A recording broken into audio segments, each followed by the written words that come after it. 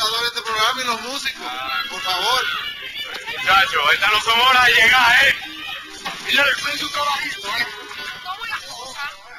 ¿Cómo es la cosa? No, nada, que nosotros, si tú tienes alguna diligencia que hacer, Carlitos, pueden ir, que vamos a hacer programa nosotros. ¿Qué pasa? Normal. No se puede trabajar diario. Normal, eso no es nada. Cada uno va a hacer su... Además, tú no estabas de viaje. Sí, yo estaba de viaje, Descansa, descansa. Esperen ese momento. Vamos a organizarnos. Ok. Ustedes son los invitados especiales de hoy, pero ustedes tampoco pueden hacer las cosas así. Señores, el público hay que respetarlo. No, perdón. Usted llegó tarde con los músicos y con Carlitos. Y aquí había que resolver. Los invitados estábamos aquí de las 7. No, espera un momento. Nosotros tenemos como 20 minutos allá afuera. Recuérdense que ustedes estaban haciendo unos acuajes tocando con un disco, Y yo, gracias. Pero al favor no digas nada. Tú no me habías dicho que esa es la mujer del libro. Esa es la mujer del libro. Anda el día. Ese Carmen.